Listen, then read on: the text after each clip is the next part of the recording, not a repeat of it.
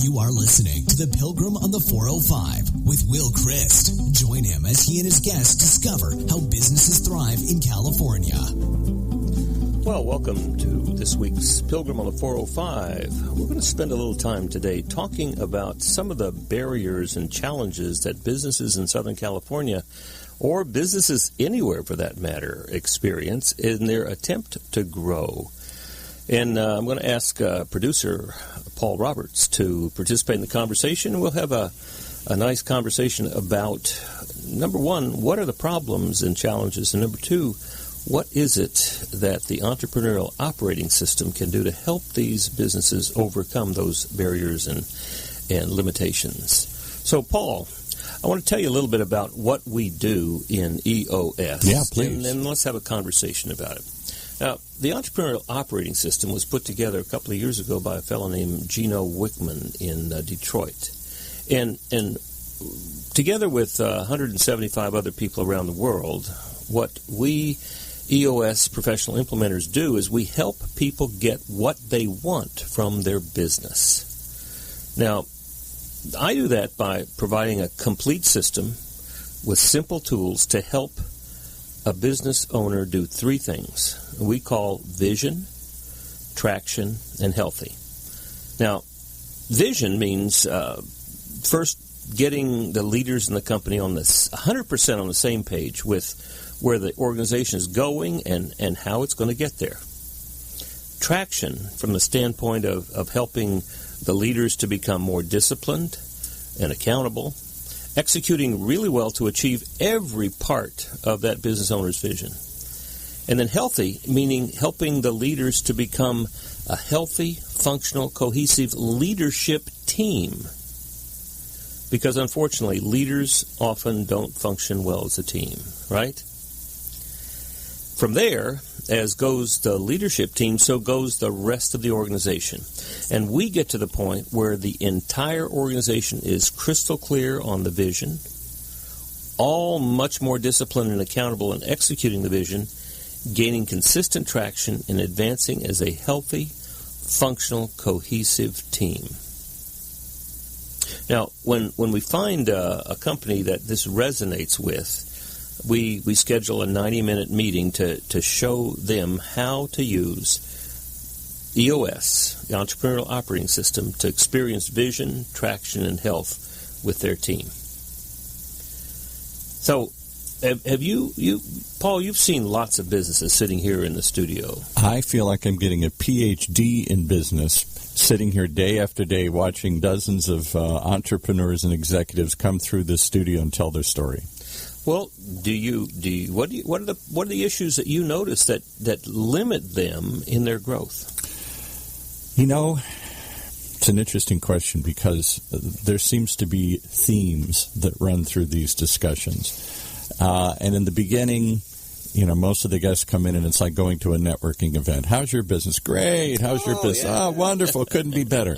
And it's only when we peel back the onion, as you guys say, or as we delve a little deeper that they start to admit, you know, I'm not sure where this is all going. I've got some real problems here. A lot of it's people problems. I hear that all the time. People problems. Can't find the right people. Can't keep the right people. Can't motivate the right people. These darn millennials, you know, if you don't excite them in 2 minutes, they're out the door here. On and on and on. HR issues, on a lot of people issues there. I also hear, you know, clearly there's always some money issues. That doesn't seem to be the main one, though. It doesn't seem to be the money that's holding people back. I don't hear most people saying, gee, if only I had more money, I'd do this. I think a lot of it is a lack of what to do next.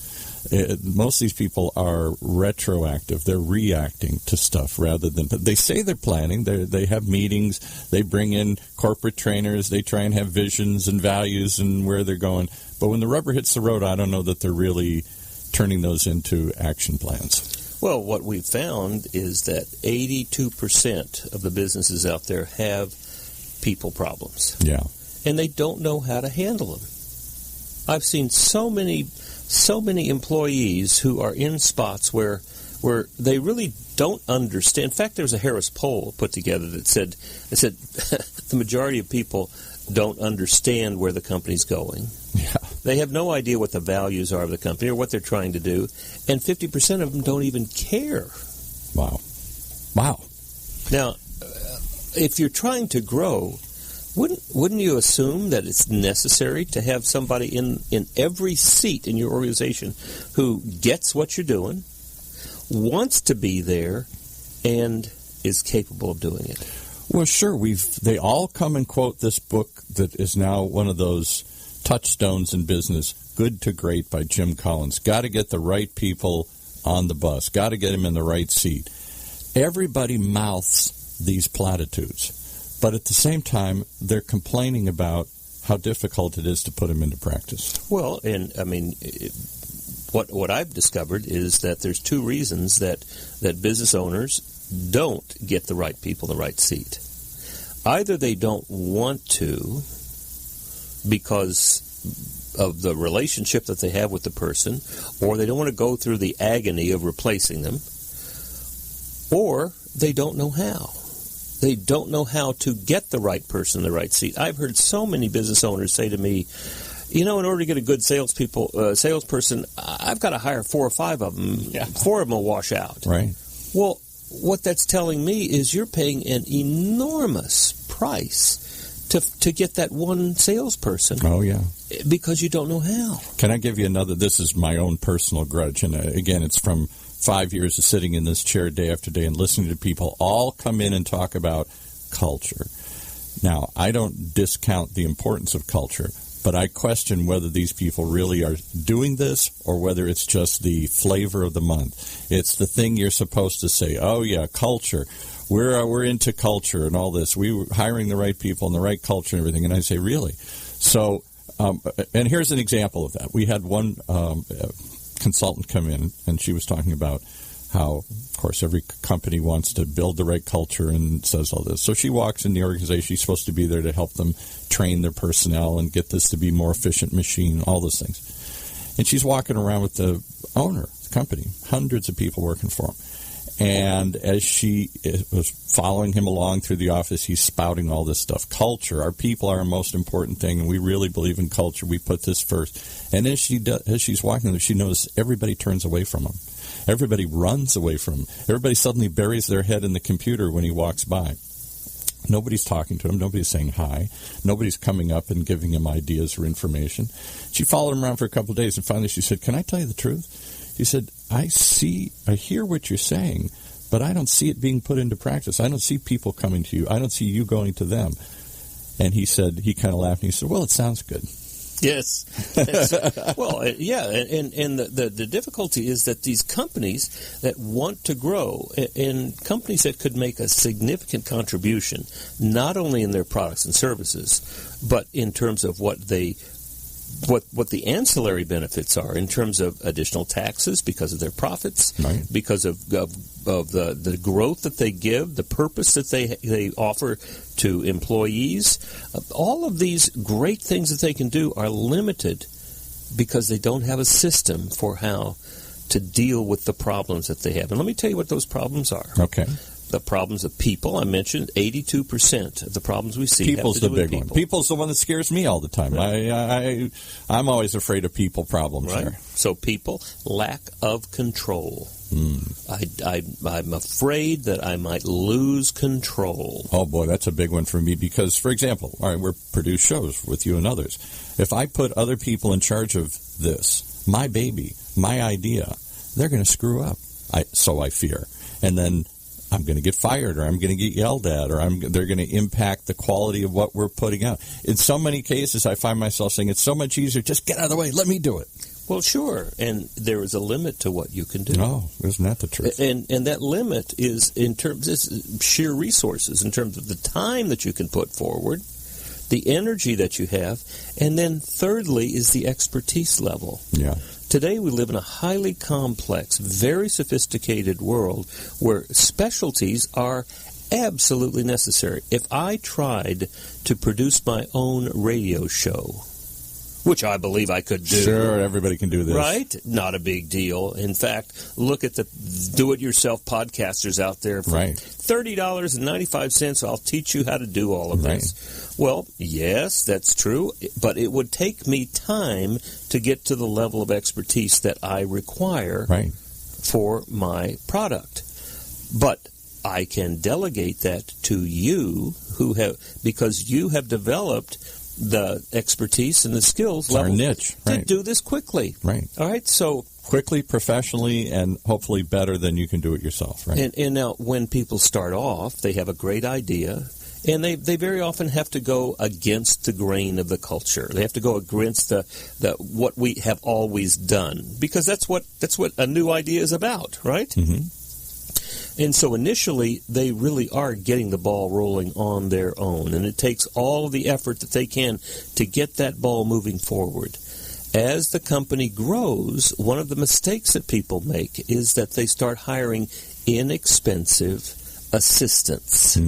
And when they hire those assistants, they tell them what to do. Yeah.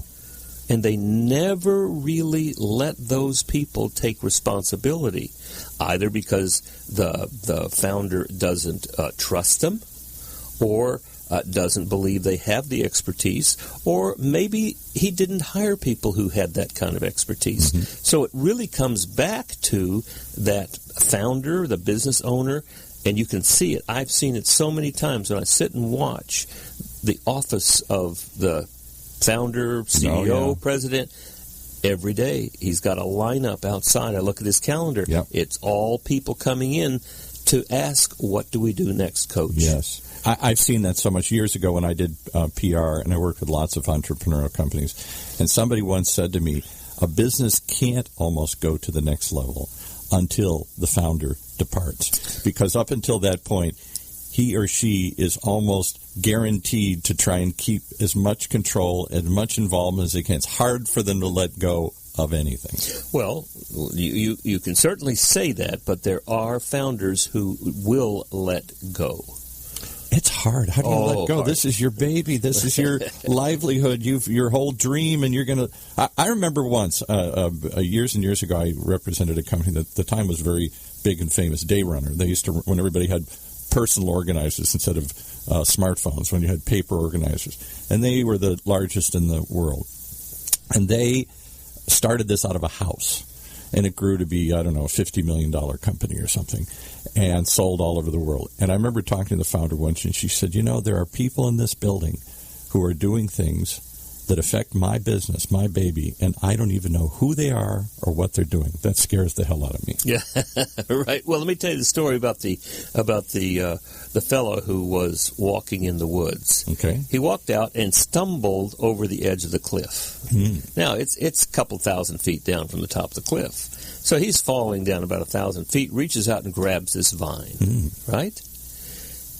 He's hanging onto this vine, 1,000 feet down, 1,000 feet up. He hangs on for an hour or two, doesn't know what to do. Now, he's not a person of faith. He's done everything that everything in his life that he's accomplished, he's done on his own. Right. So he's hanging out there over 1,000 feet down, and he doesn't know what to do. So he gently looks up and says, "Is there anybody up there?" And he hears this big voice, deep, dark voice that says, "Do you believe?" Yeah. Do you trust? Do you willing to trust anything? And the fellow, is kind of caught, and he says, "Yeah, well, yes, I believe. Yes, I do believe." And after a moment, he hears the deep, dark voice say, "Then let go of the vine." That's hard. And after a moment, the fellow hanging on the vine says, "Is there anybody else up there?" Let me talk to your boss here. Well, but that's the entrepreneur, right? Yes. He gets to a place where he is actually hitting the ceiling. All of these things coming at him, getting in his own way, really being the brake on his own success, limiting it all. Yeah. And what the entrepreneurial operating system says to them is, this is the way. Developing your leadership team, helping them to become responsible, skillful, dedicated, and helping them to understand where you're going, how you're getting there, and why you're going there. That was the reputation of Jack Welch and GE. I don't know if it was true or not, but he supposedly promoted from within. They had their own internal university. They developed talent. They promoted it up the ladder, some of which spun off to work for other companies, but they never gave up. They were constantly doing it. And Google, too. Google supposedly has spawned more other successful entrepreneurs than any other company has, and they're okay with that. Well, it's letting go of the vine and trusting that people who understand what the vision is and are capable of doing it and also want to move the company forward will do that. Yeah. And that the biggest piece of that is not developing the people, it's helping the founder or the owner, the CEO, the president, to develop that trust. And trust requires faith, and faith means overcoming fear. What happens when I let go? Is there anybody else up there? Yeah. Right? Yeah. So 82% of the problems that we find across the country are people problems. Yes. Second is lack of control, or the fear of the lack of control. And that's a really interesting one, because the popular culture, again, is what everybody mouths when they come in here is, we're not in a command and control environment anymore. When my dad worked for Chrysler Corporation as an executive in the 60s, nobody ever asked him, are you happy here? Can we give you a back massage? You want to play ping pong later? No, it was like, get your ass in here before everybody else and stay longer and feel lucky you got a job here. You know, it wasn't, nobody cared about how you felt. Now, that's not necessarily a good environment to work in, and we've all evolved into something better. We want our people to progress. We want them to feel good and be happy to come to work. But I wonder how many go through the motions of those little things and at the end of the day still want a command and control world. Shut up and just do what I say.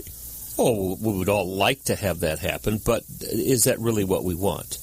Do we really want just a mirror of what our limited vision of the world is, or do we want to have the kind of experience that responsible, capable, willing people can bring to the conversation? Yeah. That, to me, you can't know it all. Well, you that's can't where understand. Innovation comes from. Right. That's how. Take a look at what happened in Texas. Look at what's happening right now in Las Vegas. I mean, it's the response of human beings who are on the edge and have to let go and trust that are making a huge difference. I mean, this morning, just getting the reports from Las Vegas, one of the doctors there was talking about how individual people made such a huge difference because they took the initiative to apply tourniquets, to apply pressure, to get people into places where they were safe, we're safe. And all of that is individual initiative. Same thing in Texas. Send us boats. They had more boats than they could possibly use. Right. That kind of response is possible when you allow it to be there. And that's where, you know, when we have this hitting the ceiling experience, what we teach people to do is there's 5 things that we should be doing in response to when hitting the ceiling. By hitting the ceiling, I mean don't know what to do next. I keep trying to make a difference. I keep trying to change this company. Nothing happens. I add a couple of clients and I lose a couple of clients. Nothing seems to go forward. Yes. I seem to be stuck somewhere. I can't get to the next level. That's right. So the first step of the 5 things that we teach people is simplify. Simplify. Okay. Make it simple. Dumb it down. It's not a complex world. It's a variegated world, but it's not complex to understand it when you dumb it down. Make it simple. Most of the problems we have are really simple. They're really simple. I mean, there's more than enough food to go around. We live in a very abundant world. The problem is one of distribution. Right. So. Well, that's an interesting that could be a whole show in itself, because we had a number of people come through say, are you coming at it from a position of scarcity or abundance? Yes. Do you think there's more business to be had? Do you think there's more money to be found? Do you think there's more good people? Or did you get the last one? Mm-hmm. Well, when you have that notion of abundance, making it very simple to distribute food to people in need on a very local basis. Make it simple. So after simple, we teach people to delegate. And that means find people to delegate it to. Most of us experience the world in a way that's not very productive because we wind up doing things that we're very, very good at but don't want to do. Boy, I've been there. Right? Very good at but don't want to do. In fact, it may have been that we got a lot of adulation and a lot of attaboys or attagirls for doing things that we were good at, but we really didn't want to do it. Yeah. And so we wind up doing those things to make money, to put food on the table, to have a career, when our real productivity and the real fulfillment is doing things that we are good at, that we want to do. Can I bring up, I just have to say this. Part of, you're talking about me. I've done a lot of these things. I'm the poster child for what you're talking about here. And part of my problem is I've been burned so many times trusting people, not just partners or the people who came to me with an idea or whatever, but people who worked for me. I always said, when I had a bar for a number of years, an Irish pub that was kind of a fun project, but became a nightmare because of the people. And the people, I always said, I always wanted the person you're talking about, somebody I could delegate to and trust and rely upon, and they'd just get it done, and they'd develop and I'd develop, and we'd all benefit. I never found that person. I found instead the other two people, the one that came in and looked like they were a great fit, and found out they were flakes, they were thieves, they were something, they did everything wrong, but they presented a great image when I hired them. Or the other one that was brain dead, that would just constantly say, well, now what, now what, now what? And I found myself eventually gravitating to that person, because at least they didn't steal from me. At least I knew what they were going to do. I understood how to manage them. I had to tell them everything to do. But it took away all my time and effort and energy to do that. Well, yeah, so we have two tools that we teach people to use. One is called the accountability chart, and the other is called the people analyzer. Now, I can't go into great detail right now, but essentially what the accountability chart is, do away with the task of finding a place for that person. First, sit down and write out the processes, create the processes that help you and your business get to where you want to go. Mm-hmm. Find out what it is that you, as the entrepreneur, the owner, the president, the CEO, what is it that you want to accomplish in the next 10 years, the next 30 years? Where do you want to go? Where do you want to be? What do you want to get from your business? Put together the accountability chart without any names in it, no people.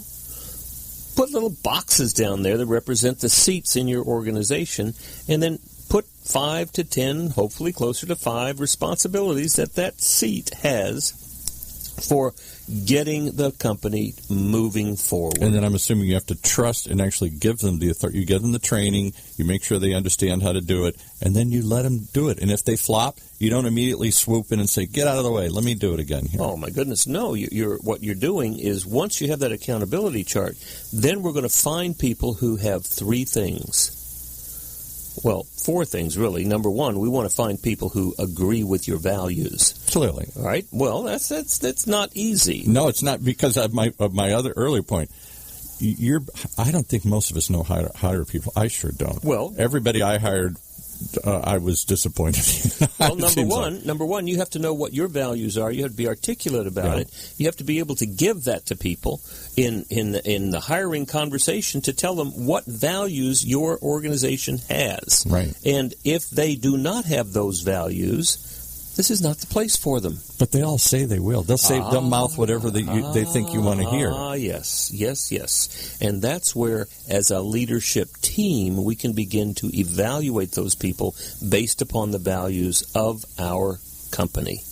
And when somebody doesn't have those values, we have to speak with them about it. Mm-hmm. And through the accountability, the people analyzer, what we literally do is we teach people to be open and honest about what they are seeing. And in that leadership team meeting, we actually ask, do these people around the table in this room, does each of these people do these values? Do they do them most often? Do they never do them? Or do they do them sometimes and not sometimes? And if they're not living out the values, do they belong there? Yeah. Now, the problem is that sometimes you have people who are very, very good and capable, but they don't share your values. Right. And they'll chew away at the culture, and they'll cost more than they bring in terms of value. But then, of course, then you have to fire them. Ooh, that's ugly and painful and hard and has all sorts of legal ramifications these days. Did you document it? Did you give them enough chances to fix it, et cetera, et cetera? And then I got to replace them. Oh, my God, I guess I'll just put up with them. Well, I don't want to fire them. I don't want to find somebody else. Then what you're giving up on is the very thing that you sacrificed everything for. All the things that you thought you'd bring to your family, all the things that you thought you would bring to the community, culture, to the world. You're giving up on that because that becomes the task of the leadership team to develop systems so that you wind up with people who agree with your values, they live those values. Number two, they get where the company's going. They actually want to be in that seat. And finally, they are capable of doing it. Now, that doesn't mean immediately they're going to know exactly what to do, but they're going to be able to soar relatively quickly. Well, a lot of it sounds simple, but boy, find good people, clearly give them authority and get out of the way, trust and let go. Those are all hard things to do in practice. Well, we've talked about simplifying, delegating, which is absolutely necessary. Next is predicting. Predicting, being able to predict short-term and long-term. Now, long-term means anything over 90 days. We're out there predicting what's going to happen a quarter from now, 3 months from now, and getting into that 90-day world where we're actually focusing on solving problems in the next 90 days and measuring. In fact, we are doing that. Looking at where we want to be 10, 20, 30 years from now, and looking at how we're going to get there. What's the process that we're going to use? That's long-term. Short-term prediction is in the weekly meetings that are highly scripted, follow the same agenda, meet every day, same time every day, start on time. They meet at the same time and the same day every week. Start on time, end on time, and follow the same agenda each week so that we actually begin to predict what's going to happen in the next week. Well, you hit two other ones that I hear people talk about. Everybody has meetings, and everybody, if they work for somebody, says 99% of those meetings are meaningless, time wasters. They make the manager feel good. They feel like they're doing something and finding something, and everybody's looking at their watch, can't wait to leave. Nobody looks forward to the meeting. Or it's an inquisition. Oh, my God, they're going to grill me again on this one here. Meetings. Enough with the meetings here. Everybody wants to just get rid of all the meetings. And yet, you have to have some communication back and forth. And the other one you talked about is not just meetings, but predicting. Oh, my God, we do 4 or 5 shows on sales training, and it's all about that. And it's all about trying to really come up with meaningful metrics, not just blue sky, not just what you want to hear, and then we're always disappointed, and we're always shocked, and we're always surprised, and we never meet our goals. And that's right. And so the whole point of what we talk about, we call it the Level 10 meeting, because we want to train people, and we want them to begin to learn how to have scored on a 1 to 10, 10 high, 1 low. We want to get to the place where people actually believe and rate this meeting as a level 10. Wow. That doesn't start off that way, but we're learning how to do that. When we come in, we want to start on time. In fact, we want to get there 5 minutes before, because remember what Vince Lombardi said, right? Yeah. I forgot the exact way he put it, but what he said was, early is on time. Yes, on exactly. time is late. Yes, exactly. So we start, we want people to gather 5 minutes before the meeting time every week, and then we want to spend a little time talking about what's going on in our personal lives or professional lives, so we get out of the business to look on the business. Boy, Will, if you can do any of this stuff here, you're worth your weight in gold, because what you're talking about is the heart of everybody's problem. It's people problems. It's management and delegation and fear and all letting go and all that stuff that goes with it. It's trying to find a systematic way to run an organization and to keep the trains on time and a meaningful way to measure things that isn't just nonsense and time waster. I know all entrepreneurs aspire to do this. I certainly aspire to do it, but the times that I've been an employee, I never saw anybody do this. The meetings never started on time. They were a waste of time. People dreaded going to them. We all just told them what they wanted to hear, and we got back out to do our job here. It was, none of us felt, as you said, felt that engaged with the company. We were there because we needed a job, and maybe it was better than the last job we had. And all of this is it's difficult. It all sounds so simple, but why is it so difficult to do? Is it because they just don't have a system and they're not trained how to do this, or is there some resistance to do this? Well, what Gino Wickman did was Gino Wickman started off when he was 22 as an entrepreneur and said, I want to learn how to run businesses. Mm-hmm. So he went to work with his dad, and his dad happened to have the country's largest real estate sales training company in the country. Okay. And so he thought he would come in and learn all of this from his dad. Well, when he got into business, he found out it was a major turnaround. That his dad was a great, had great vision, could be a great trainer, but didn't know how to run a business. No. And so in that world, all they do is they're constantly churning through people. Insurance, real estate, all these things. Hire 1 million people, they sell some stuff, they move on, get 1 million more in the door. And so what Gino did was he and a couple of partners and some very good coaches over the next 7 years got their arms around the company and turned it into a profitable company. After 7 years, they decided it was time. They sold it. Took a year or two to transition it to the new owners who were in Virginia rather than in Detroit, where Gino and his dad lived. And so after that 2 years, Gino went to work with some other partners in starting the EO group, Entrepreneurs Organization in Detroit. Grew it to about 90 members, and in the process fell in love with how businesses work. And so he began to pull together. Now, he didn't bring great new ideas to it. What is in the entrepreneurial operating system has been around for 100 years. It'll be around for 1,000 more. He simply pulled together all of these ways of businesses being successful and made it possible to implement this in small businesses. Now, this is businesses that have between 10 and 250 employees that are passionate, open to new possibilities, willing to learn, and are struggling right now. Yeah. And so what he put together was this organization that would help. By the way, the goal is 10,000 businesses running on EOS by 2020. Wow, that's a lofty goal. Well, and it makes such a huge change, a difference. I can tell you stories about the founder, owner, partner. One partner, he was coming in to work at 6 o'clock in the morning, going home at 11 at night. He had 2 kids at home. He rarely saw them. Yeah, that's the entrepreneur's dilemma, right? Well, after being in the EOS system, he is now coming in. Still comes in at 6, goes home at 4, and is off at 5 on Friday, the whole day. And he's making as much or more money than he's got before. Wouldn't that be nice? Well, what did he do?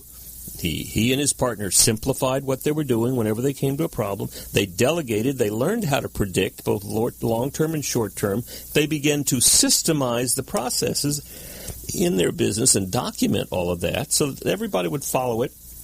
And finally, they structured it with the right people in the right place. And that began to make a huge difference for them. So it is possible for companies who are struggling with these issues to find a way to begin to excel and grow. Let's take a break and let that sink in a bit and come back and talk more about some of the parameters. Can you give us any ideas? Is this expensive? Is this affordable? Absolutely. Do I have to have special training to do it? Let's talk about the reality of this right after we hear from one of our sponsors.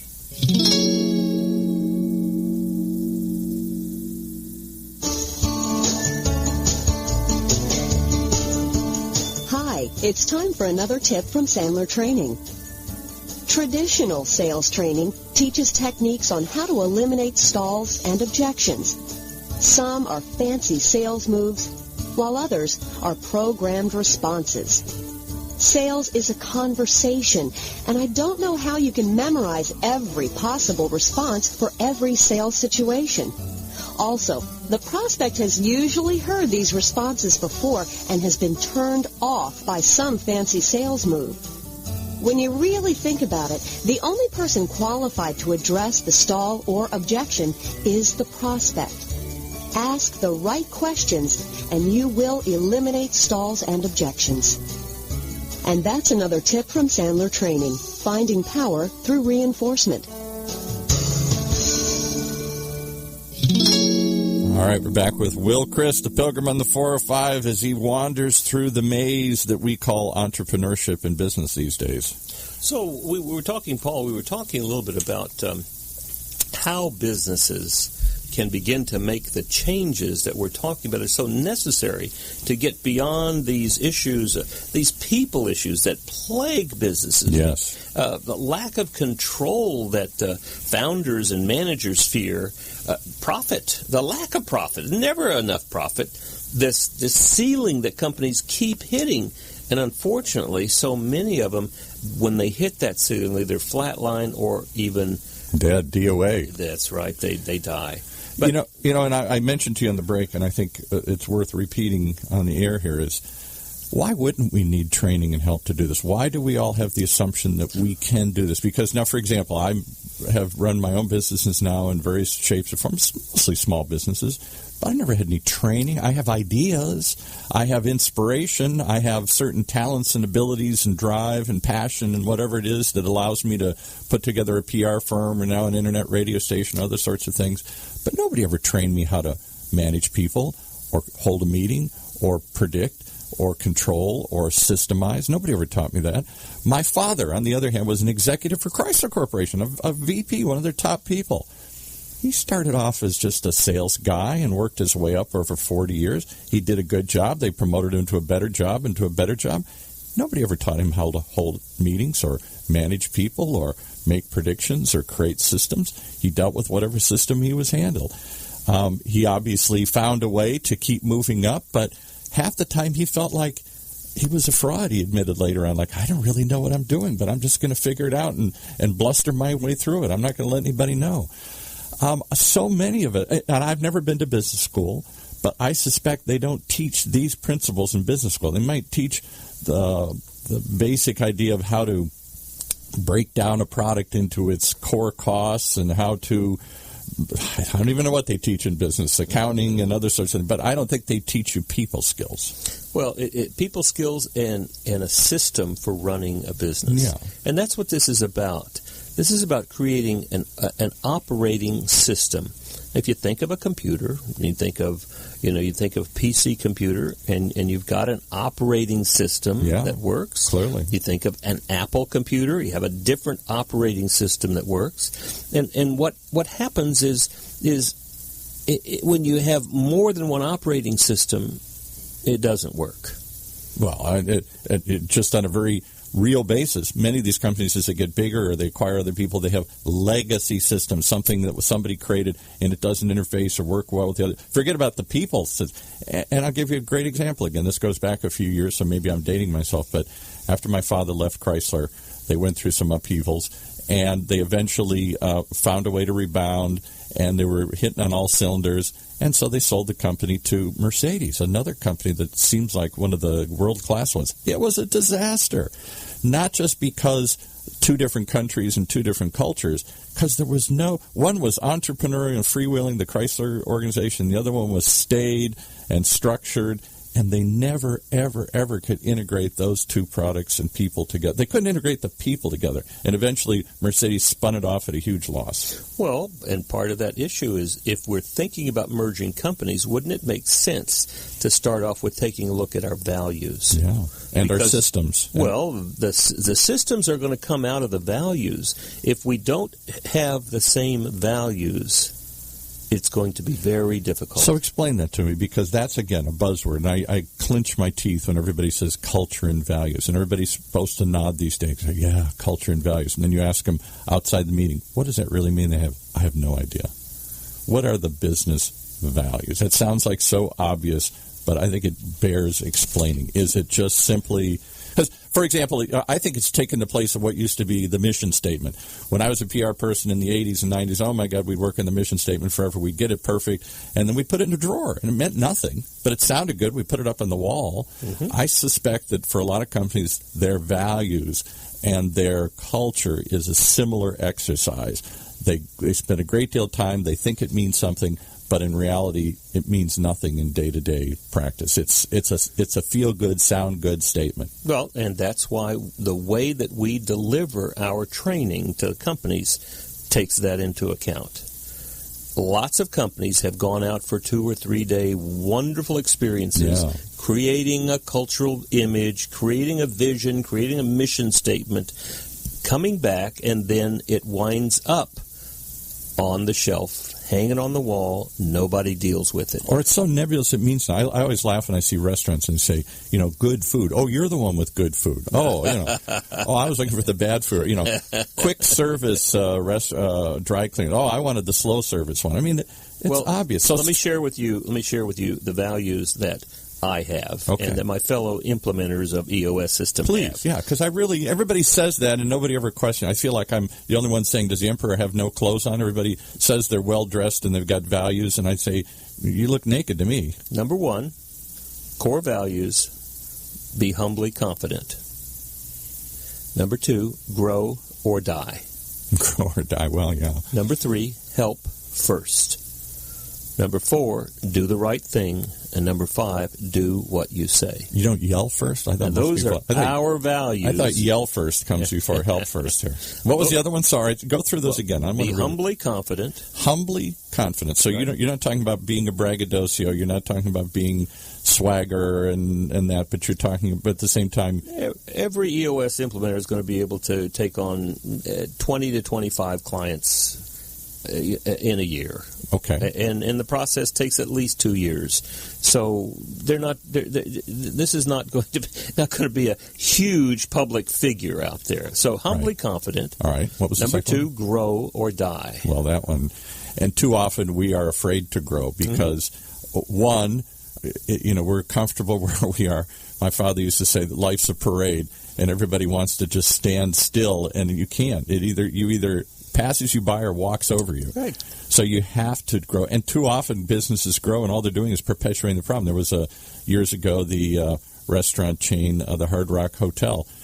Every time they opened, or Planet Hollywood rather, every time they opened a place, they lost another $5 million. But it looked good on their bottom sheet from their stock. We grew our revenue, but so did we grow our problems. Well, how many companies out there are really not looking at growing? What they're doing, they're looking at not dying. Yes, right. And so hanging on to the vine. All of their planning has to do with mitigating death. Right. And the fear is, if we don't do something, we will die. Right. Versus, what is it that life is? Where are we going? What does it mean? What are we committed to? And that's what this is about. Be humbly confident, grow or die, help first. And that is really a key one. I think that's what the internet social media was founded on. Offer first. Don't ask for anything in return. I'm going to give you ideas. I'm going to give you information. I'm going to give you a blog, a white paper, the video, a podcast and stuff, in the hope that I'm going to help you first, and somehow that will come back to me. Help first. It doesn't say help first in order to. It simply says that's what our value is. And the next is do the right thing. And do the right thing means entering the danger sometimes. There are times when dysfunctional organizations need to be confronting each other about that, and that's what the Tell implementers truth to power. do. Yeah. Absolutely, stepping in there, and then finally, number 5 is do what you say. Well, that goes without saying, and we all learned that if you're successful in any way, shape, or form, your word is your bond. But let's go back to the other one, the fourth one you said there, which is what? Do the right thing. I think you have nailed the problem with modern America. I don't want to get too philosophical here, but when my dad was a little boy, when he was coming up the corporate ladder, I'm not saying companies didn't do bad things or didn't fudge or didn't do it, but they never outright. To think that my father would have done what so many giant corporations done, just to outright lie. When Arthur Andersen went into Enron and just cooked the books openly.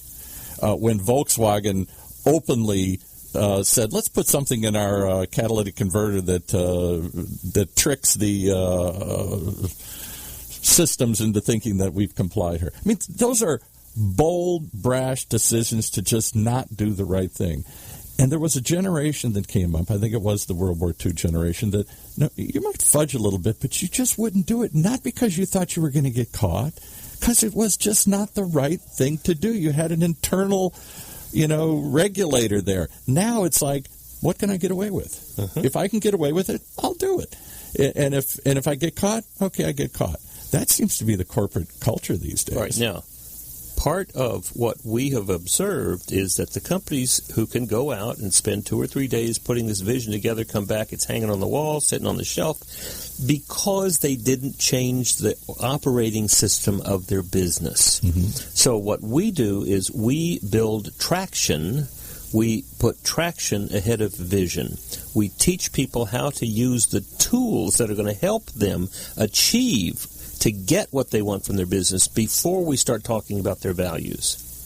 So that means you got to build the muscle first before you can go out and do something. Absolutely. So that means that what we do is any company that is struggling and find for whom this message resonates with them, then what we will do is I will come and give them a 90-minute meeting, and I will show them all the things that we do. We'll show them how businesses are built, and we'll show them what we can do for them. But I'm afraid to bring you in because you're not really there to help me. You're there to sell me and close me, and you're going to hound me. And it's up to you. It's totally up to you, because at the end, you're the one making the decision. And I'm not there to sell you. I'm there to help you make a decision about what you do. Because at the end of 90 minutes, people do one of three things. Some people say, hey, thanks, Will. This is really interesting information. And thanks for the book, but this is not for us, right. Which is fine. Other people will say, Will, this has really been eye-opening, tremendous, and we'll do this ourselves. Yeah, and you can because we believe in help first, so the information, the tactics, and the techniques are available. Right. Other people will say, Will, when do we get started? Now, get started means that we schedule an all-day meeting in my session room, and what we're going to do within 30 days, and we're going to focus, on the focus day, we start focusing on the tools. We talked about hitting the ceiling. We talked about accountability chart. We talked about how we learn how to hold people accountable for what they said they would do. And the fee is always guaranteed because I have no contracts. There's at the end of the day, if I didn't provide value, you don't believe that I give, don't pay me. Wow. Say that again. Come on. I thought this is big money up front, and if it doesn't work, another one of those things. No, if it doesn't work, you don't believe that I've brought you value at any time, you do not pay me. I don't give invoices. You simply bring a check. If there was value, you give me the check. If not, don't. If you want to move on after the focus day, we set within 30 days, we pick out a day to meet in my session room for 8 hours. And we work on Vision Building 1, 30 days later, Vision Building 2. And now we have all of the traction pieces in place, and we begin to meet quarterly to hold people accountable and to keep mastering all of those foundational tools that we have. Well, that doesn't sound so bad. I thought you were going to say that I got to pay you on a month-to-month basis a big fat fee, and 6 months later find out whether I got any value out of this. No, this is all piece by piece, and it's the same guarantee for every day forever. And in most companies, it takes about 2 years to implement this in their company, and then they graduate and do the quarterlies and the annuals on their own. Some people ask me to continue with it, but that's not my purpose. So you're actually teaching me to walk and leave the nest myself, or that is the expectation, because if I'm actually going to be doing what my goal is to be working with 50 companies over the next 3 years, I've got to get people out of the nest because I don't have room to handle more than 20 to 25 people in 1 year. Wow. So how do they get a hold of you? How do they find out more? Well, they can take a look at my site, which is www.traction-building.com.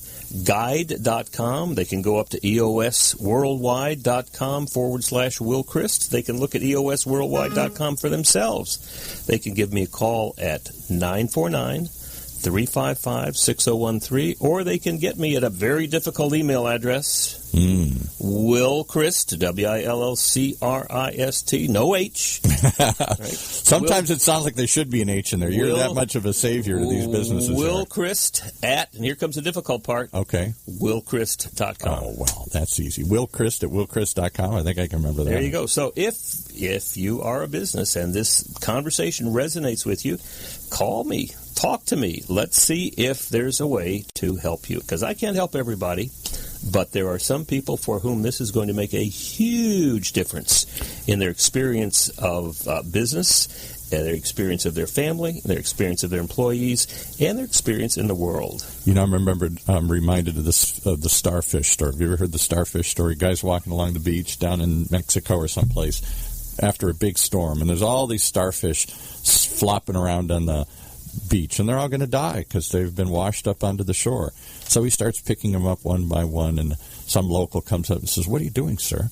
He says, "I'm trying to put the starfish back." And the mother said, "You can't save them all." He says, "But I can save this one." Well, let's hope. All right, thanks so much. Well, I look forward to talking with people in Orange County, and we're going to have a lot of fun over the next 3 years as the Pilgrim on the 405 continues to find ways to help businesses thrive in California. You've been listening to The Pilgrim on the 405 with Will Crist. To hear more of the programs in this podcast, go to www.willcrist.com.